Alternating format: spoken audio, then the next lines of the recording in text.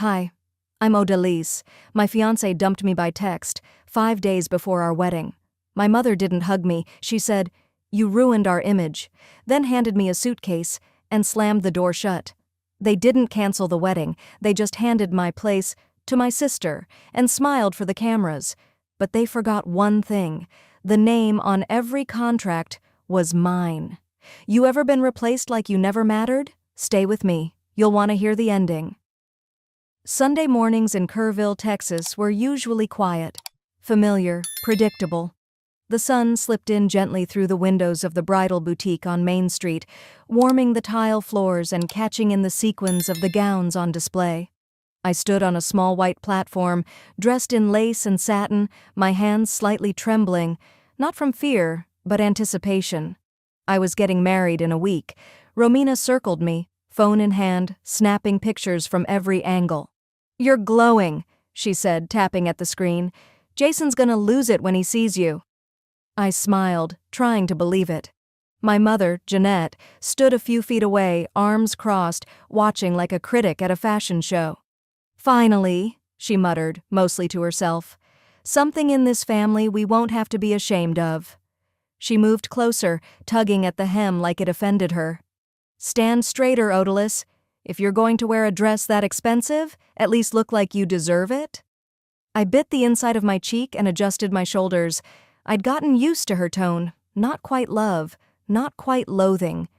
But today wasn't about her. It was about me. Or it was supposed to be.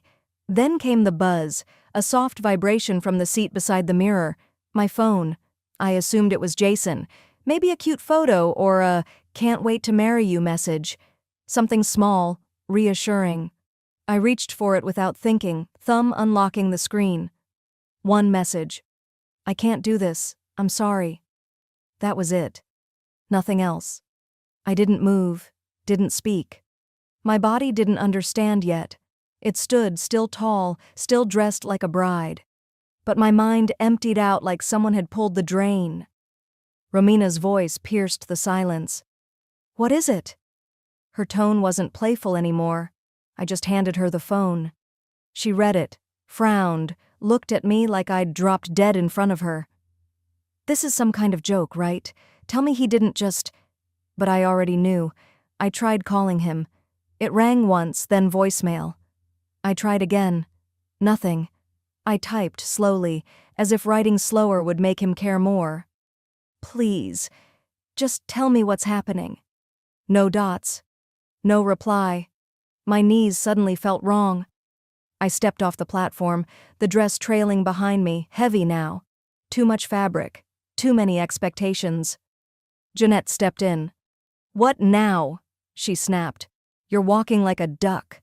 I didn't answer. I didn't even blink. Romina caught my arm. "O'Day," she said quietly, calling me by my childhood nickname. "Come sit." I did. Still in the dress, still holding my gloves. I took them off, one finger at a time.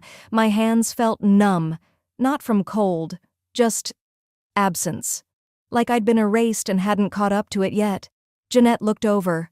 "What is going on?" she asked again, sharper now. But when I didn't respond, she sighed like she was being inconvenienced. "For God's sake." We left the boutique a short while later. I don't remember how. I think Romina drove. The rest of the day blurred into a wash of muted sound and colors too bright for how I felt, like the world didn't get the memo. Later that night, I sat at the kitchen table, still wearing the damn dress. The room smelled like pine cleaner and leftover spaghetti. The only sound was the TV in the living room. Some football game. My father Bennett sat in his usual spot, eyes fixed on the screen like nothing in the world had changed. Maybe for him, it hadn't. I cleared my throat. Jeanette looked up from her tablet. "Well?" she said, like she'd been waiting. "He's not coming," I said. My voice sounded far away, like someone else had borrowed it. "He sent a text. That's it." She blinked once. "So, you ruined everything." I stared at her. I don't know why. He didn't explain." Jeanette leaned back, crossed her arms. "You always were too clingy. He probably realized he could do better before it was too late." She stood, pulled out her phone, and dialed someone. I heard her say, "No, the wedding may not happen, but the venue's paid for. We'll talk." I sat there, stunned, still in the dress, still stuck in a room where no one seemed to care that my life had just cracked open. A couple of hours later, I heard footsteps behind me. Jeanette appeared again, this time holding a suitcase. She placed it beside the kitchen door like she was returning a library book. "You need to leave," she said, with a forced calm. "I can't have you moping around here. It's embarrassing." Romina, now sitting silently on the armrest of the couch, finally spoke. "Where is she supposed to go?" Jeanette shrugged. "She's 32. She'll figure it out." She handed me my charger like that made her merciful. I stood up, didn't speak, didn't scream, just stood. My legs moved even if my heart didn't. I walked to the coat rack, grabbed my black wool jacket. In the side pocket, I felt something soft. I reached in and found the burgundy silk scarf my father gave me years ago when I landed my first teaching job. He'd said, "You'll need this. Classrooms are colder than you think." He hadn't said a word tonight. I clutched the scarf, not to feel warm, but to feel like I still existed, like some part of me hadn't been stolen. I walked out, wedding dress rustling against the tile floor. I didn't turn around. The door clicked behind me. I didn't cry. Not then. Not even when the front door clicked behind me like a final sentence. And just like that, I went from bride-to-be to the town's quiet scandal. No headlines, no family meeting. Just silence, thick, stretched, and heavy like humidity before a storm. Romina's aunt, Claudine, offered me her guest room after everything.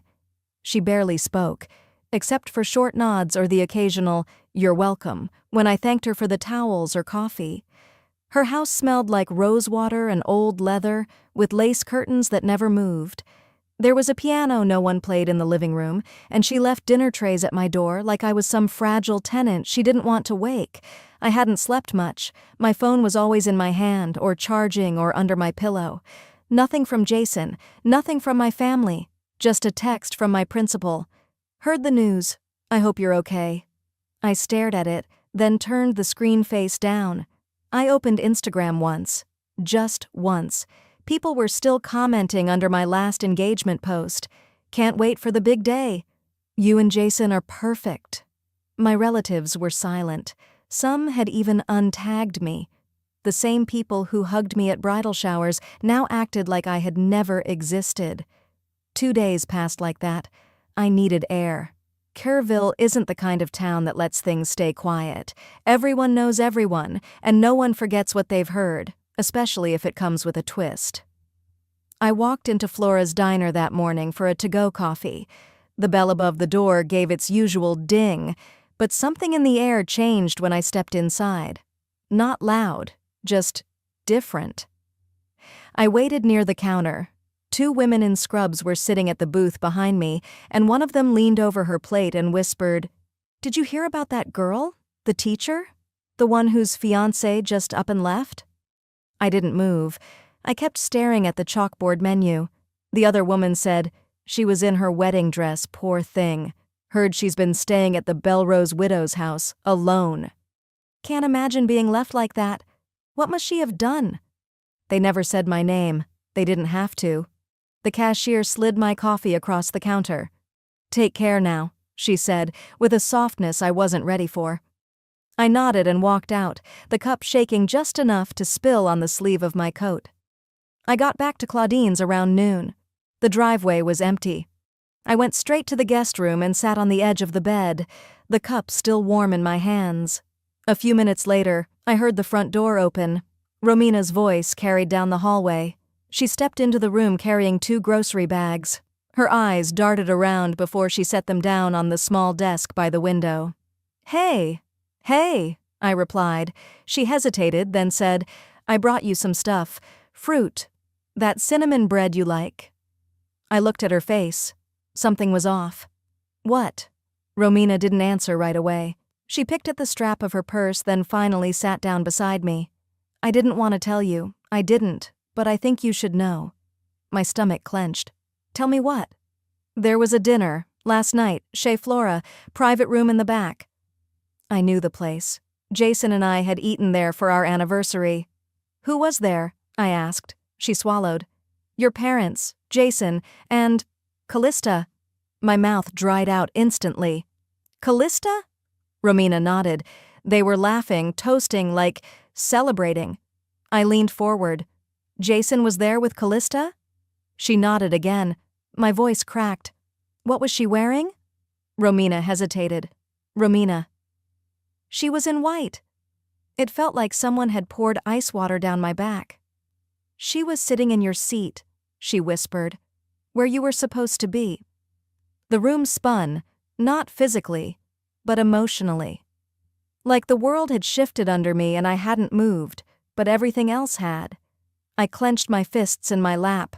A flash of memory broke through like lightning. That charity auction a few weeks back, the one at the county fairgrounds. Jason had insisted we go. Callista was volunteering at the wine table. I'd caught them talking too closely, laughing too much. When I asked about it later, he'd brushed it off. She's just a contact from work, he said. We're donating through her firm. And then I remembered something she said that night. Something I didn't process until now. Callista had looked at me, smiling with those perfect teeth, and said, "Some people just don't have the presence to stand in front of a crowd." She was talking about me, and now she was wearing white. I picked up my phone and typed a message to my father. Did you know about the dinner? No reply. I sent another to my mother. Callista in white? Her reply came faster than I expected. Someone had to keep face. We needed to show unity. I stared at the message, my breath caught in my chest. My thumb hovered over the screen, then dropped the phone beside me on the bed. They weren't ashamed. They were rewriting the story, recasting the roles. A new message buzzed on Romina's phone. She looked at it, frowned, then said, "Oh no, I think this was meant for my cousin." She turned her screen to me. The subject line read, "Final headcount for Varnes Brandt wedding." My name wasn't on it. The body of the message said, "Bride confirmed, Callista Varnes. Event unchanged. Same date, same venue." I didn't read it twice. I read it 3 times. They weren't just moving on. They weren't just covering up. They were using my wedding. Without me, I wasn't just erased, I was replaced. They wanted me silent. But silence had never made people less cruel, only more comfortable. So I stood in front of the florist shop, gripping the door handle just a second longer than I should have, and walked in. Willow and vine smelled exactly how I remembered, lavender and something citrusy, soft and sharp all at once. Buckets of hydrangeas and lisianthus lined the window ledge. There were peonies, my peonies. I picked those out 3 months ago. Marla, the florist, looked up from her tablet and gave me that customer service smile, the kind you paint on quickly when you're not sure if you should be nervous or polite. "Oh, Odellis, hi!" she chirped, brushing her apron with her hands. "I was just about to email your, the updated details came in yesterday." She glanced down at her screen. Callista already approved everything. I blinked once, twice. "I'm sorry?" I asked, though I heard her perfectly. Marla shifted behind the counter, clearly uncomfortable. "Oh, I just meant..." "The bride, she came in yesterday, finalized the bouquet colors, the arch florals, said we could keep the lace binding. Callista Brandt, that's what's on the order now." She laughed nervously. "I assumed you had transferred the contract to her. After... well..." I smiled. Not warm, not wide, just enough to make her stop talking. "You were right the first time," I said. My voice was steady. Colder than I intended. Marla went quiet. I didn't say goodbye. I stepped out onto the sidewalk, letting the door's soft chime disappear behind me. The wind carried the faint smell of tulips and something burnt. Someone must have been grilling nearby. I glanced at my hand. The ring was still there, its diamond catching too much light. Slowly, I slid it off. Not like yanking off a bandage. No. I did it the way you remove something delicate, something that once meant everything. I walked down the block until I found a bench, the one near the corner bakery where the pigeons usually loitered. I sat, folded the ring into a tissue, and stared at the bakery window as I pulled up Instagram. The venue's page had just posted a new story. Sneak peek, final wedding prep, Varn's wedding. I tapped on it. It loaded. The same arch, the one I built with my own hands, my own tools, last fall. The same ribbons I ordered in champagne and soft mauve. Callista stood under it, half turned from the camera, holding a coffee cup and laughing. In ivory. Not pure white, close enough. A neighbor had commented below, "What a stunning bride!" I didn't cry, not right away, but a single tear broke loose. I wiped it fast.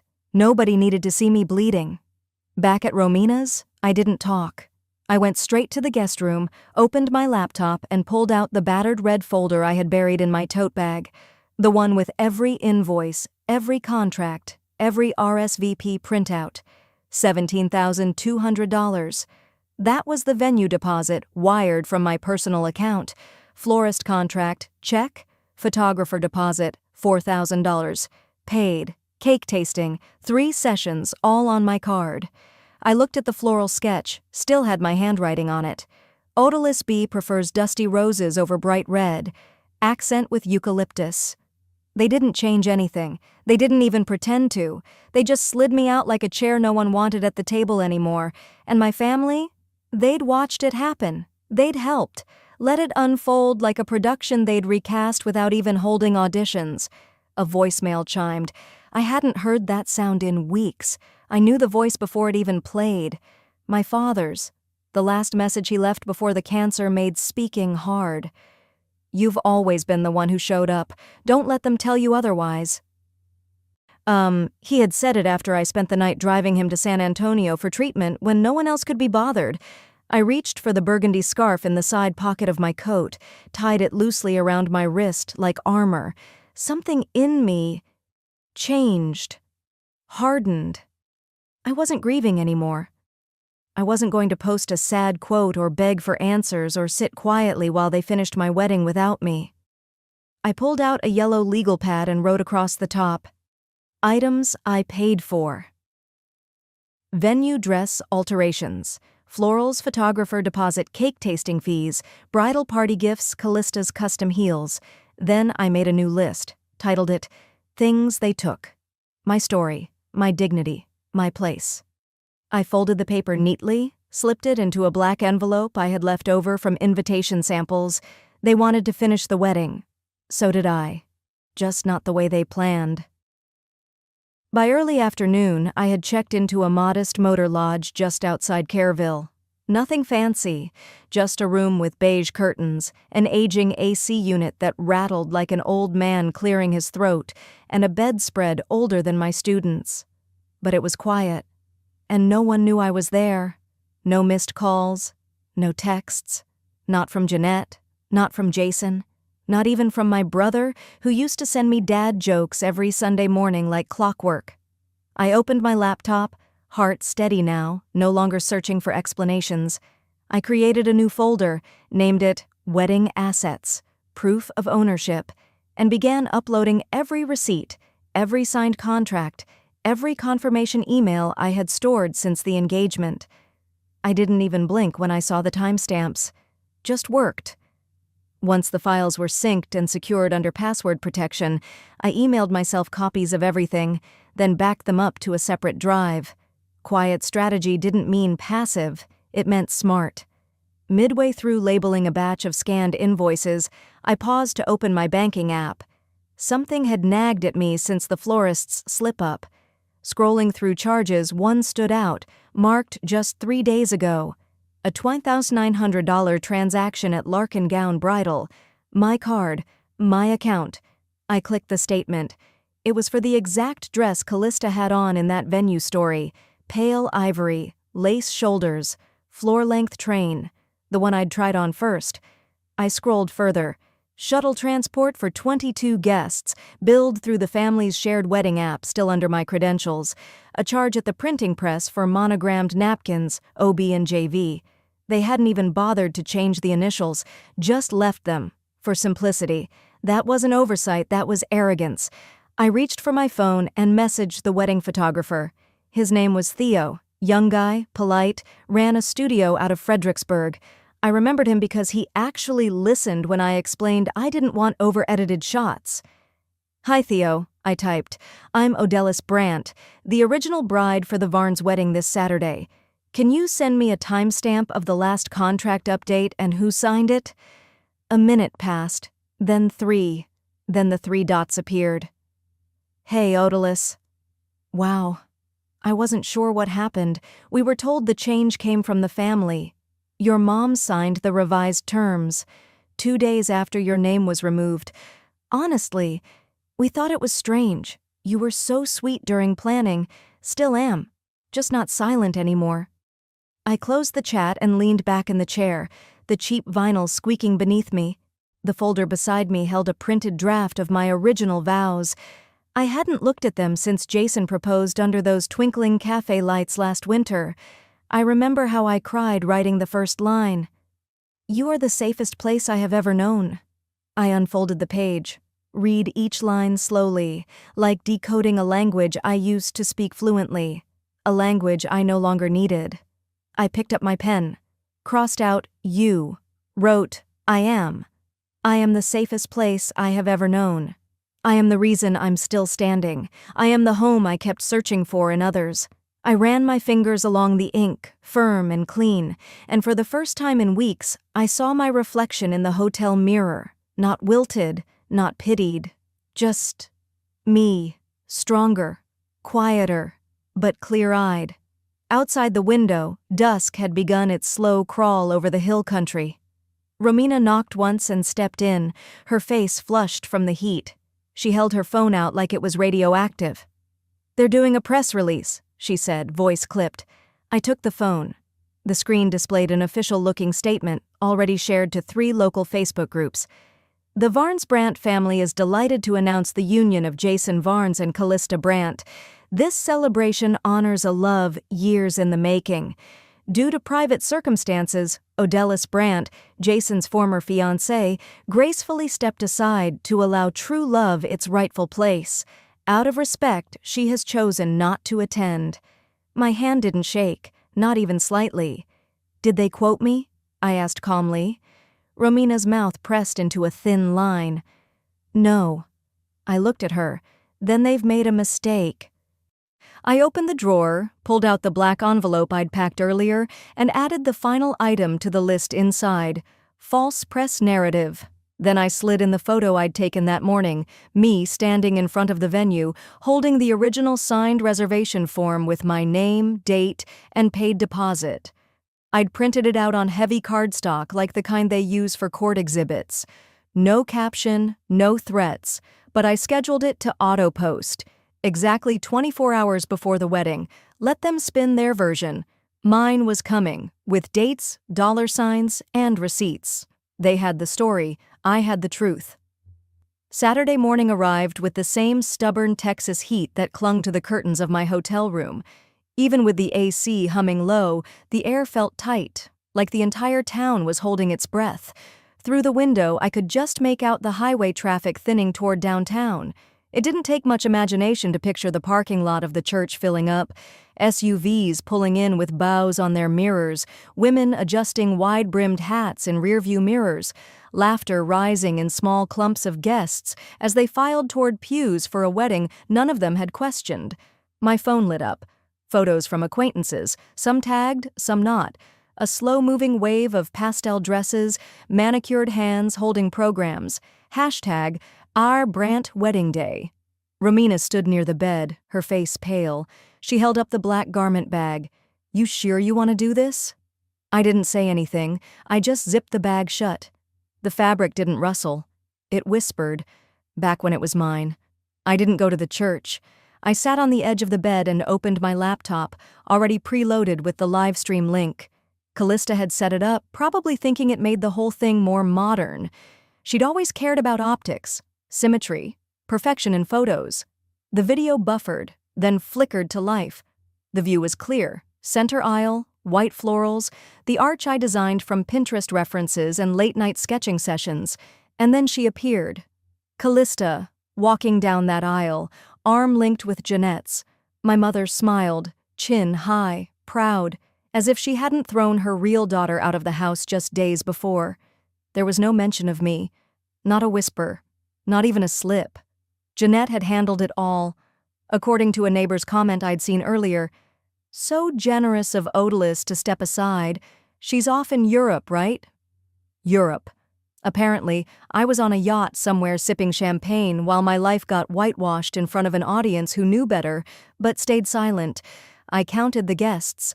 Every single person I'd hugged at our engagement dinner, every one of them, smiling, laughing, watching as someone else stepped into my role, wearing my day like a costume. And then it happened. As the pastor's voice rang out, "Do you take this woman?" The camera panned to the table setup. White linens, champagne flutes, and napkins, OB and JV. They hadn't changed them. They'd kept my initials. Romina was seated beside me.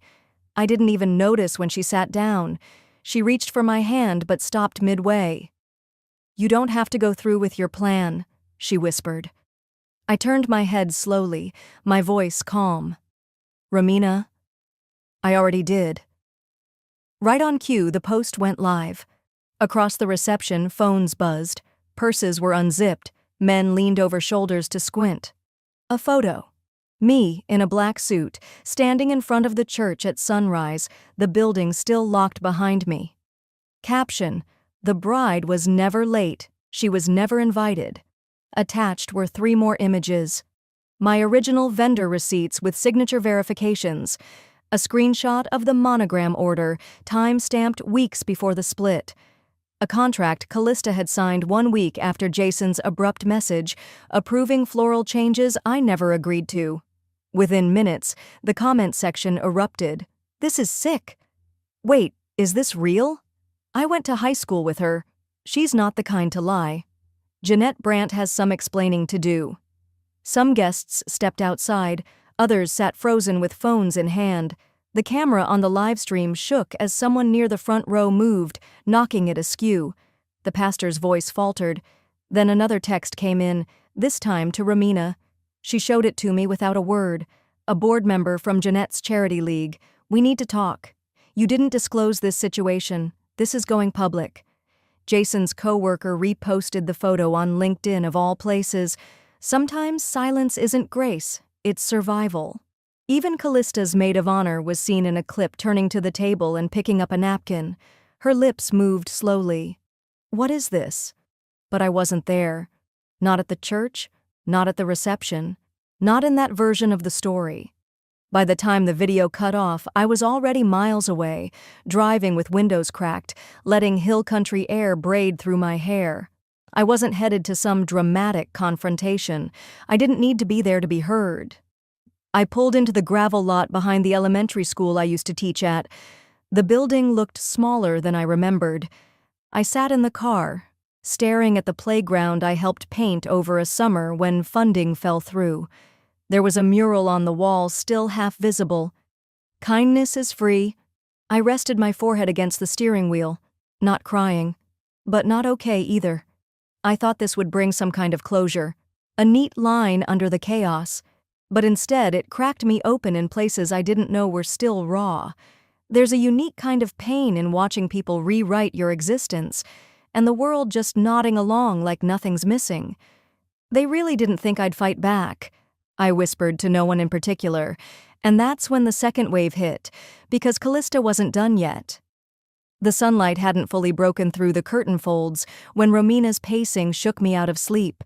Her bare feet thudded lightly across the cheap hotel carpet, but her energy was a storm. "Have you seen what she posted?" she asked, voice clipped and urgent.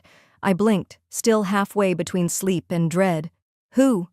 Romina didn't answer. She just held out her phone. Callista's Instagram was open, one of those carefully curated carousels. The first image, her and Jason, forehead to forehead, smiling like they'd survived something brave. Next, her wrapped around my mother in a hallway filled with flower arrangements I had once sketched. Then, the third photo, the one that made my breath catch.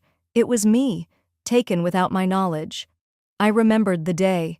I'd been coming out of the grocery store after a 12-hour shift, hair pulled into a loose bun, no makeup, holding a bag of cat litter and a rotisserie chicken. The angle was low, unflattering, almost deliberate. The caption beneath the photos read, "Sometimes letting go is the kindest thing you can do, for everyone." Followed by, "Pattern grateful Dajer new beginnings." She chose out. My jaw locked. Romina was watching me, waiting for a reaction. I handed her the phone back, my hands cold. It wasn't shock anymore. It was clarity. Callista wasn't trying to heal. She was rewriting the story, loudly, publicly, and viciously. The smear didn't stay contained. Facebook groups picked it up. Twitter threads grew. The photo of me with the chicken bag began circulating with captions like, "Is this the one who backed out?" Or, "Now we see why he left." Some posts were worse. Anonymous comments said things like, "Maybe she wasn't stable." Callista stepped up. Real family shows up. And then, the one that gutted me, she was just filler until the real bride was ready. I sat there on the hotel bed staring at the screen. Every comment crawled across my skin like heat rash. Romina tried to take the phone away. "Please," she begged, "stop reading, it's poison." "It's not that they're lying," I whispered. "It's that they're saying it so easily, like it costs them nothing to believe it." I deleted the apps. 5 minutes later, I re-downloaded them. The silence I'd once thought protected me had turned into a weapon they could use however they wanted. In absence, I was being shaped into something grotesque. I stared at the lock screen of my phone, not unlocking it this time. I needed to find my anchor before I drowned in other people's versions of me. That's when I reached for the burgundy scarf. I held it to my cheek like it might still carry his scent. My dad's words came back, slow and firm. "The truth doesn't scream, it stands." I sat up, steadier now, opened my laptop, started a new document. Title, response, not a defense. I uploaded screenshots. Quietly, precisely. Vendor contracts with my name, payment confirmations. The updated dress order in Callista's handwriting, dated a week after the breakup. Emails where Jeanette replied on my behalf. Without ever telling me. I didn't tag anyone. No anger, no passive-aggressive tone. Just one final line. I was always willing to share the stage, but not my name, not my truth. Then I took a photo. My palm open, the scarf resting in it like a quiet flag. Caption, "No more borrowing silence." I hit post and waited. The reactions didn't come like explosions. They came like slow waves. People didn't just glance, they read. They followed every image, every date, every name. One comment read, "This woman taught my daughter how to read. I believe her." Another, "I remember Odalys at PTA meetings. She was always the one bringing extra crayons." Even a former student commented, "Miss Brandt helped me get through my parents' divorce. I owe her everything." It wasn't flashy, it didn't trend, but it dug in. And then the cracks started showing. Jeanette went silent. No statements, no new posts. Callista disabled her comment section. But Jason? He texted me, "We can still talk if you want." I stared at it, not in shock, but almost amused. He still thought there was room for negotiation. I copied the message, opened my email, forwarded it straight to my lawyer. Then I turned off my phone. I didn't need to hear their excuses anymore. The old me would have cried. The new me presses forward. It had been a quiet morning. Too quiet. I was making coffee, half listening to the hum of traffic outside the hotel window, when Romina's text came through. "Watch this." I opened the link without hesitation. It was a shaky phone recording uploaded anonymously to a local forum. The title read, "Kerrville Church Committee Confidential Recording." The video started mid-sentence. A familiar voice, my mother's, filled the speakers. "She's unstable. We couldn't risk her making a scene," Jeanette said. Her tone was clipped, rehearsed. That wedding was our only shot at restoring credibility after what her brother did. There was a pause, then a different voice, likely one of the board members. "But wasn't the event under her name?"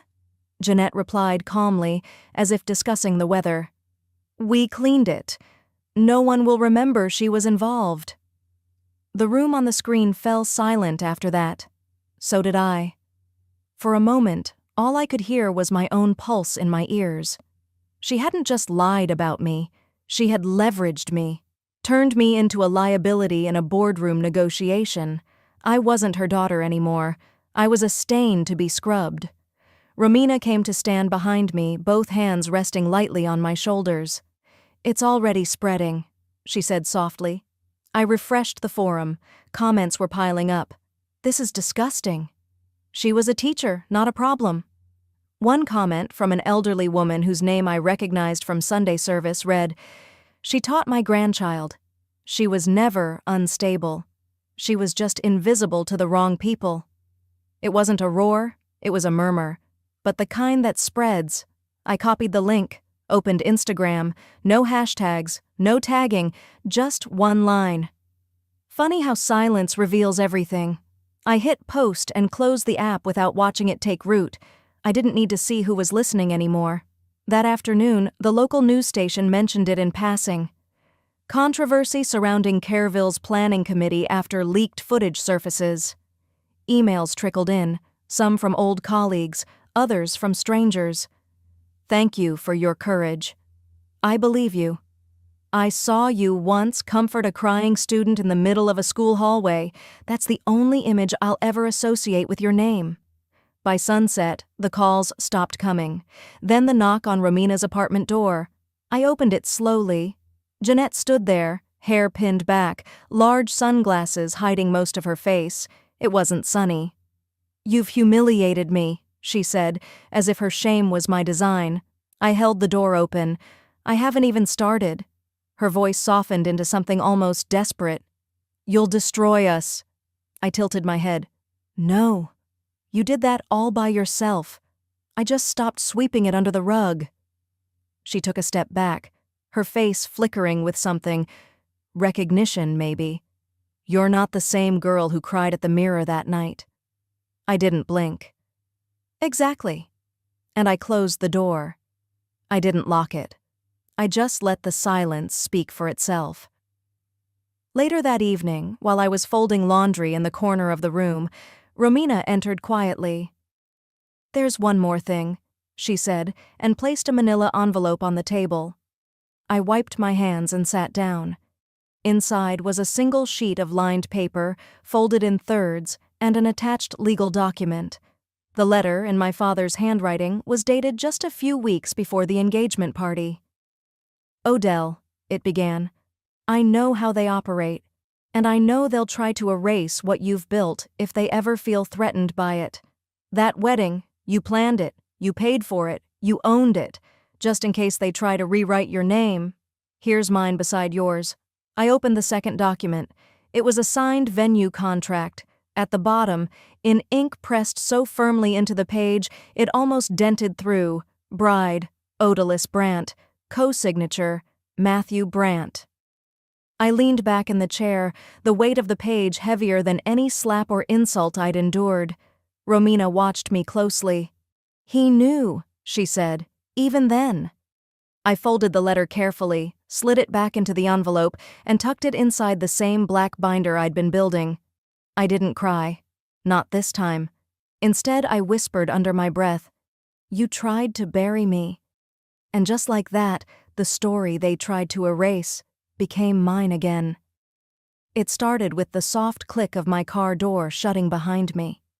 The morning light hadn't yet burned through the early fog as I walked up the steps of the venue. My heels didn't echo like I thought they would. It was quiet, almost reverent, fitting. This place had hosted the blueprint of my dreams. Now, it was about to hold something far less romantic and far more real.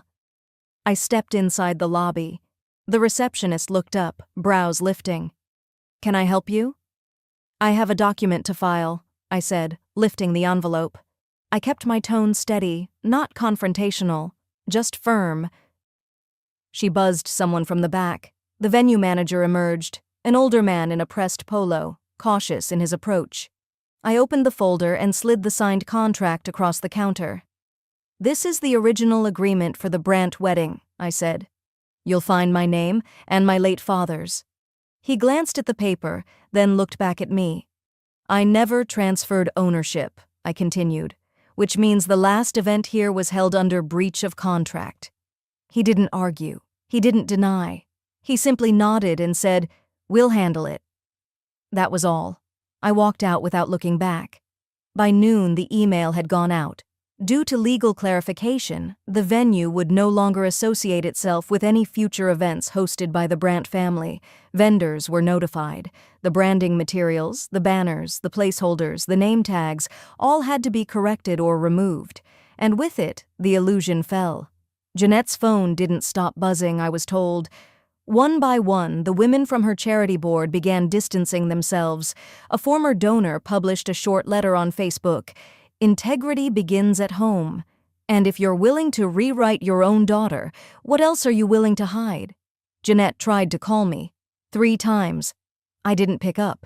She sent a message through Romina. Would Odalis consider joining me for a press apology? To show unity? I didn't hesitate. No rehearsed tears, I said. No redemption arc. I'm not her storyline. Jason's company transferred him to a quieter branch in El Paso, away from the client base where rumors were starting to bloom. Callista deleted her engagement post, then tried again with a quote overlaid on a golden hour photo of her hand in Jason's. Love always wins. There were no comments, only one reply lingered underneath. Not when it's stolen. I didn't say anything. I didn't need to. 3 days later, I stood on a modest stage in the multi-purpose room of the Kerrville Women's Center. The fundraiser was for literacy programs. They'd asked me to speak not about the wedding, but about resilience. I held the microphone in one hand, in the other, the burgundy scarf. I used to think staying quiet was grace, I said, looking across the rows of folding chairs, but I learned that grace without boundaries is just permission for others to erase you. I unfolded the scarf gently and placed it on the podium. My name was mine, my story is mine, and if you've ever felt erased, take it back, speak, even if your voice shakes. The applause started slowly, some clapped, others stood. I saw a few women weeping quietly in the back, women I didn't know, but I could tell they recognized something in what I'd said. Callista's old friends were there too. They didn't clap, but they didn't leave either. Later that evening, as people lingered in the hall sharing coffee and hugs, a small girl, couldn't have been more than 7, ran up to me, clutching a plastic tiara in her hand. "Are you the bride who married herself?" she asked with wide eyes. I knelt down, smiling. "I'm the woman who didn't let the wrong people write her ending." Her brows scrunched up. "Is that the same thing?" I laughed softly. "It might be even better." She nodded like she understood more than she should, then ran back to her mother. As I stood to leave, one of the center's volunteers handed me my scarf. "I think you dropped this." "No," I said, taking it gently. "I left it. On purpose. Because I wasn't walking away anymore. I was walking into something. Something mine. I didn't burn the house down. I just took back the keys. And sometimes the most radical thing you can do is leave the door unlocked behind you." It was a Thursday morning in early May. The sun in Austin came earlier than it did in Kerrville, and softer too, like it knew how tired I still was. But this kind of tired didn't ache. It just settled into your bones like a memory you no longer needed to carry. 6 months had passed since the wedding. That wasn't. 6 months since I walked away not in defeat, but in decision. My apartment sat above a used bookstore that smelled like cedar and cinnamon. I taught part-time at a literacy nonprofit just 2 blocks over. My days were filled with second chances. Kids, adults, even a few seniors who never learned to read their grandkids' bedtime stories. They didn't ask about me. They just listened. That, in its own quiet way, healed me more than any apology could. I had a new desk, a new view. But in the bottom drawer, tucked neatly between a box of dried lavender and a folded linen journal, sat the burgundy scarf. I hadn't touched it in months, not because it hurt, just the opposite. I didn't need it anymore. That morning, as I walked to the corner bakery, I saw a bride standing in the reflection of a shop window, adjusting her veil with both hands. She looked young, nervous, alone in that very specific way brides are when everyone's looking but no one sees. I paused, and for a heartbeat, I waited for the old sting. But it never came. I watched her smile to herself, a quiet, trembling thing. And I smiled back, just a flicker she'd never know. Some things I'd learned aren't meant to be taken back. They're meant to be released. Later that week, a letter arrived, handwritten. The envelope was thin, unembellished. No return address, but I knew the handwriting before I opened it. Jeanette. Inside, 3 lines. I still don't agree with what you did, but I understand now that I never really saw you. If you ever want to talk, the door's open. No flowers, no demands, no spin. I sat with the letter at the kitchen table for a long time. My first instinct was to tear it up, but something stopped me. I didn't reply. But I didn't throw it away either. Romina came that Sunday. She brought lemon muffins and her laugh, which I realized I'd missed more than I thought. We sat on the rug with old photos spread across the floor, pictures from college, from early teaching days, from a weekend trip we once took to Santa Fe when life felt lighter. We didn't talk about Jason, or Callista, or my mother. We talked about a student named Deshawn who finally read a full book out loud in class. We talked about a show we both secretly hated but watched anyway. And then, in a moment that felt small but sacred, I opened my laptop. The folder was still there. Wedding docs. Odellis. I hovered my finger over the delete key, took a breath, and clicked. Gone. It didn't feel like erasing. It felt like returning. That night, I lit a candle on my windowsill. Just a small one. No meaning, no symbolism, or maybe all of it. I picked up a pen and opened my journal, the one I'd left untouched for months, and I wrote, I was the daughter they underestimated, the fiancée they discarded, the woman they tried to rewrite. But I stayed, and staying was enough. I didn't realize I was crying until the ink began to blur. Not from grief, from relief. Later that week, I began clearing out my closet, finally doing the spring cleaning I'd been putting off. At the bottom of a woven basket sat the scarf. I took it out, held it, and for a moment, I placed it gently into the donation pile. But halfway to the door, I stopped. I walked it back to the desk, opened the keepsake box, and folded it neatly inside. Not as pain, but as proof. Proof that I had been there, that I had mattered, that I still do.